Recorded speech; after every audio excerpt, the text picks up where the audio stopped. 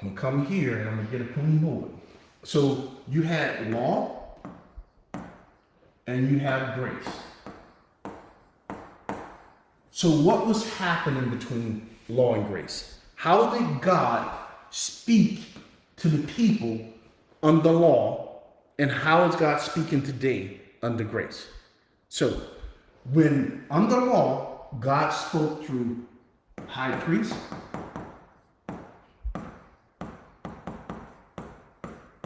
he spoke through priests,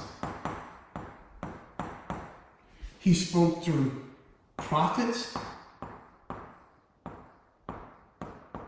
and he spoke through kings. There you have it. All right? That's for Israel. Did he speak through apostles? No, there were no apostles under the law. That's why you don't see apostles in Matthew, Mark, Luke, and John. Why? Because there was no church. The church have apostles. Israel do not have apostles. Most of the talking done in Israel is done by these people right here.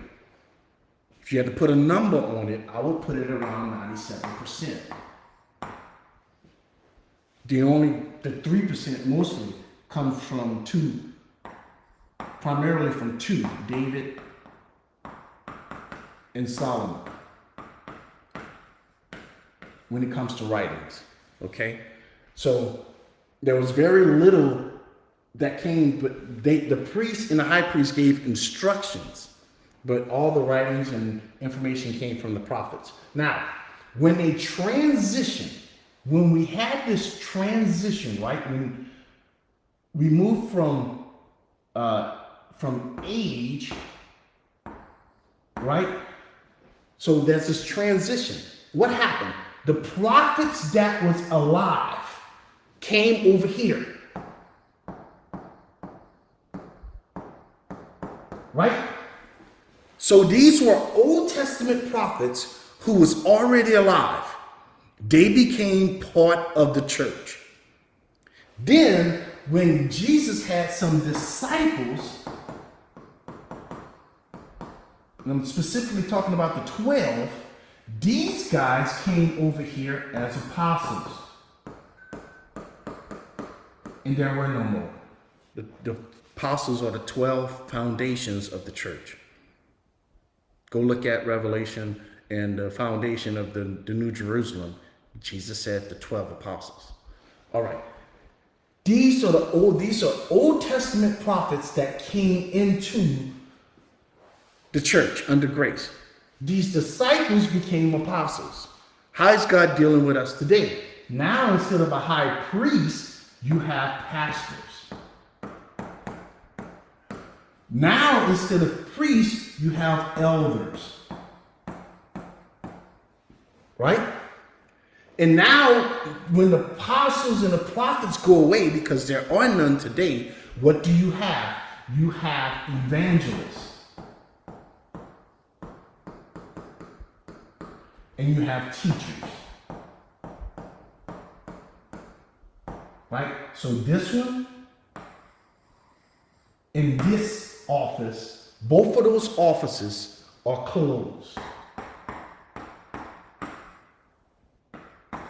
There are no apostles today. I know there's people running around claiming that they are, but no. There are no prophets today. I know that there are people running around claiming that they are, but no. When these guys died, who came over, that was the end. When these guys died, that was the end. Now you have pastors, elders, evangelists, teachers. Notice, Paul never gave anybody instructions to go make prophets. Never gave anybody instructions to go make apostles. But he did say, go make pastors, elders, evangelists, and teachers. He did say that. All right. Now, so the day that he's talking about right here is the world and the Jews. So the prophets are going to be saying peace and safety. Then sudden destruction is going to come up. Now, why are they saying peace and safety? Because that's exactly what the Old Testament does. This is how you can confirm that the people saying this right here are prophets designated toward Israel. Watch what the prophets in the Old Testament say.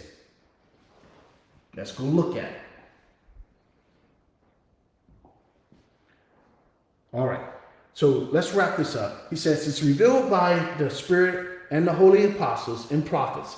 That, what was the mystery? Here's the mystery right here. Because Israel didn't believe this, friends. That the Gentiles should be fellow heirs. Do you know that in the temple, the Gentiles had to stay outside of the court? They wouldn't even let them in. And they were right, because the law declared it. You and I were shut out, friends. But the door was swung open through the mystery. That we will be fellow heirs, listen, of the same body and partakers of the promise. How? Inside of Christ through the gospel. That's the mystery. Did Israel know? No.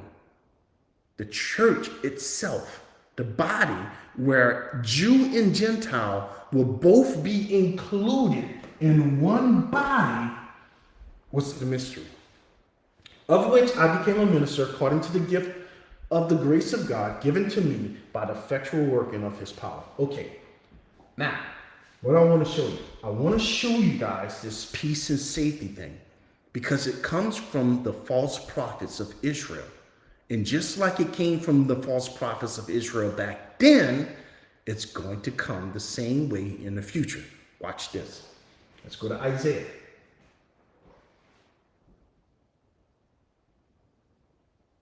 Chapter 13 first. All right, look at this. Let's start at verse 6. Now, here you go. Here's another witness. We're talking about the day of the Lord. It's coming on the whole world, right? When they say peace and safety, what's going to happen to them? When they say peace and safety, something is going to happen.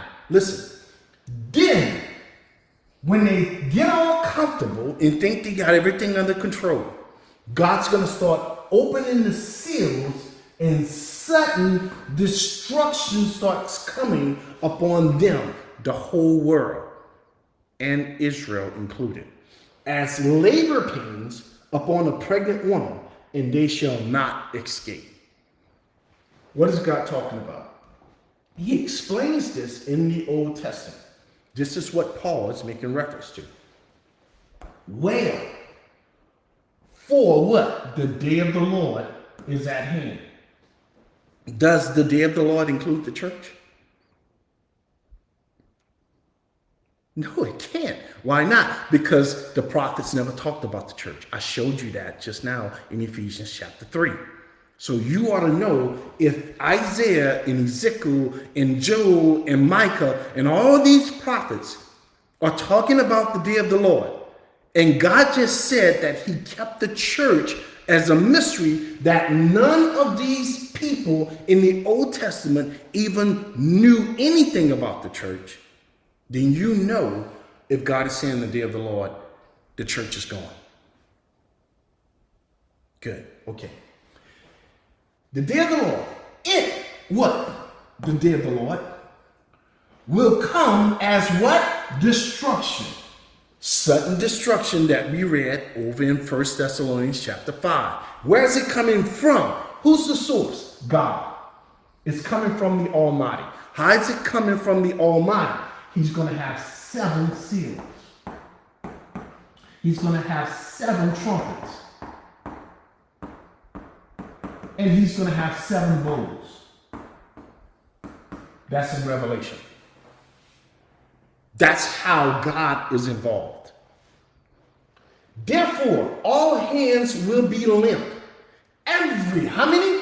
Every man's heart will melt. And there's that word again. They will be afraid. Do you know, over in the gospel, and over in Revelation, I believe it's chapter 6, the Bible says men's hearts are going to be failing. They're going to have heart attacks because of everything they see coming upon the face of the earth. Pains and sorrows, there you have it again.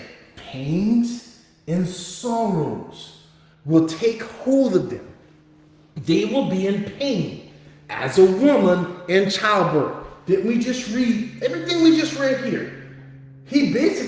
Paul almost quoted what Isaiah said right here in 1 Thessalonians chapter 5.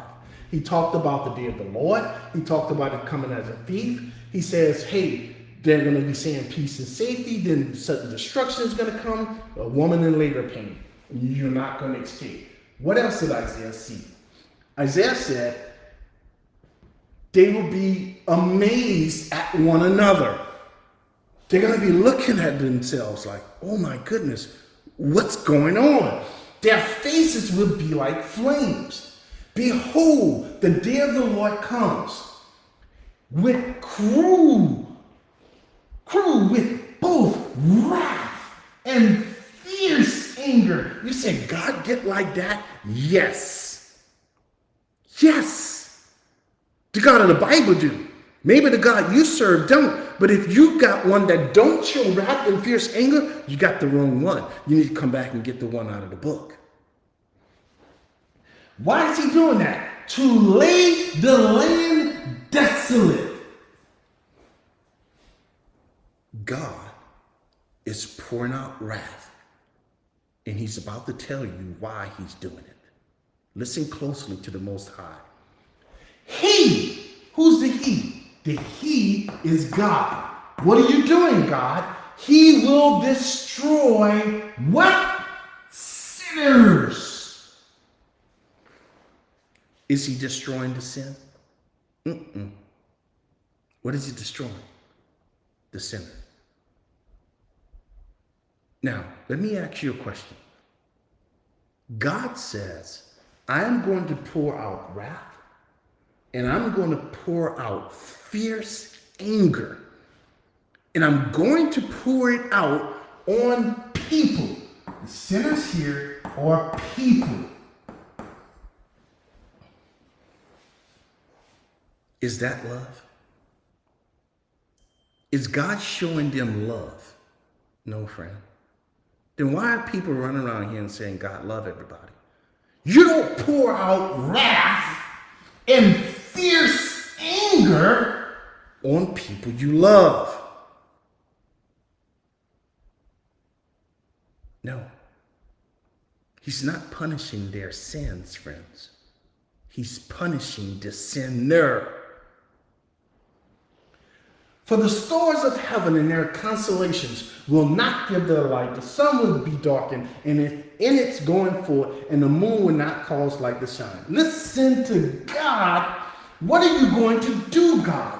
Why? Because who's the I? God is responsible for this, friends. He's not hiding from it. He's taking full responsibility. I will punish who? The entire world for all the evil it's doing. God says, I'm going to punish angels for their evil because they're included in the world. And I'm going to punish men for their evil. And who? The wicked. Who's the wicked? The wicked is the sinner. What about it? I'm going to punish him for his iniquity. Am I going to punish his sins? No. Who am I going to punish? I'm going to punish the sinner. Why would you do that, God? Because I will heart that rascal's arrogance, proud pump. That's why. That's why. And will lay low the haughtiness of the terrible. The terrible? Yes. The sinner. Friend, listen. I don't know where people get this craziness from. That God loved the sinner and hate the sin. That's not in the book. He doesn't send the sins to hell.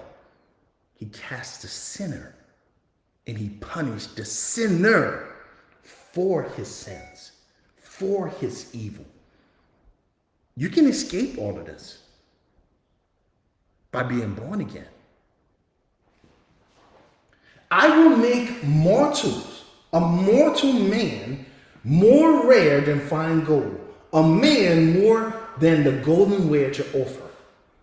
So he's going to shake the heavens, the earth will move out of place in the wrath of the Lord of hosts and in the day of God's fierce anger. Whoa. Peace and safety, sudden destruction. Let's move on.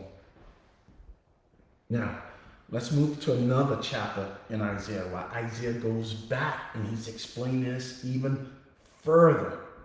Look at what Isaiah says here. I mean, folks, this is mind-boggling.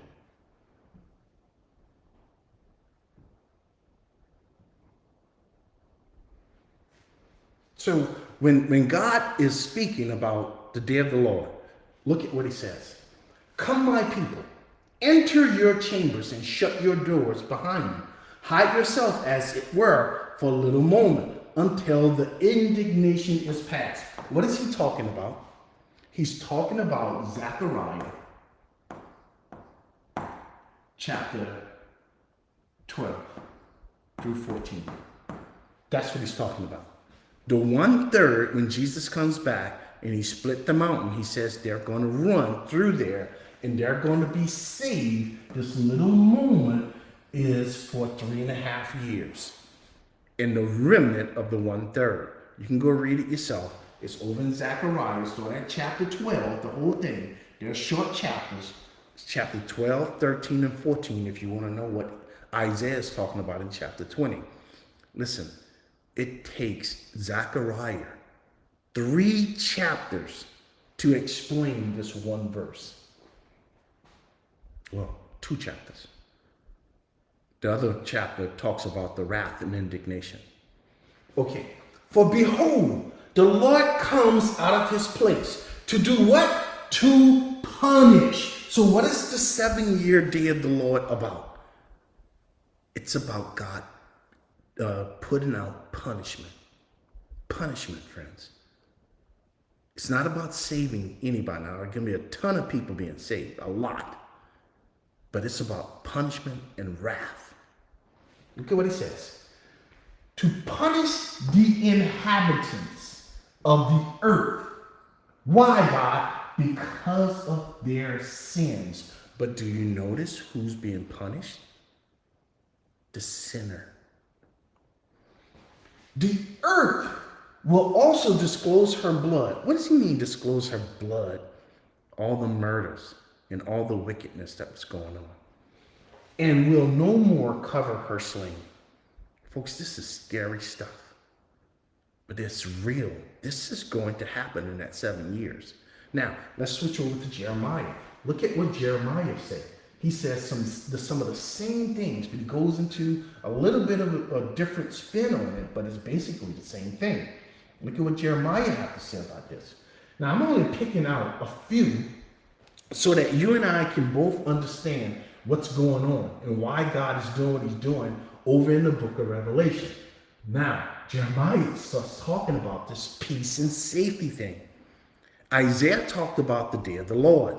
Listen to what Jeremiah say about prophets, false prophets. All right.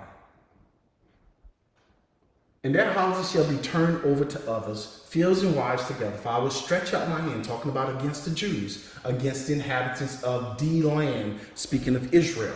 Because from the least of them, even to the greatest of them. Listen to what God said about Israel in that day, in Jeremiah's day. What was going on? From the least of the people, Israel, even to the greatest of them, what happened? They are all given. They had totally given themselves over to greed. Now, it could be greed of land, greed of money, greed of all kinds of things, right? But God says their hearts were filled with being covetous. Now, look at this, folks. This is a shame. You can plug in pastors here and this would be just as bad, right? And from the prophet who I showed you is supposed to be the man speaking for God to the people, to the priest. So who's the prophet? The prophet speaks, right?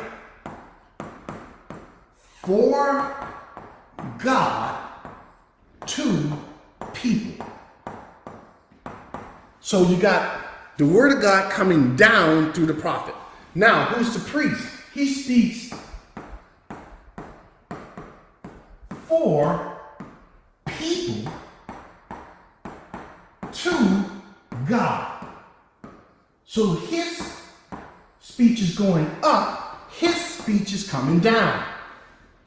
What does God say about both of them? Both of them deals falsely. The prophet is lying and the priest is greedy. They have also healed the hurt. Listen, did God heal the hurt? No. Who did it? They did it. If they're speaking falsely, did they really heal it? What were they doing? In what way were they healing the people? Keep reading. The hurt of my people slightly, meaning for a very short period of time. That's how long lies work. Look, what were they saying? Peace, peace. When God was allowing the enemy to take over the land, when there was no peace. That was the problem. They were lying and saying God was doing something. Were they ashamed when they had committed an abomination? No, says God. They were not at all ashamed.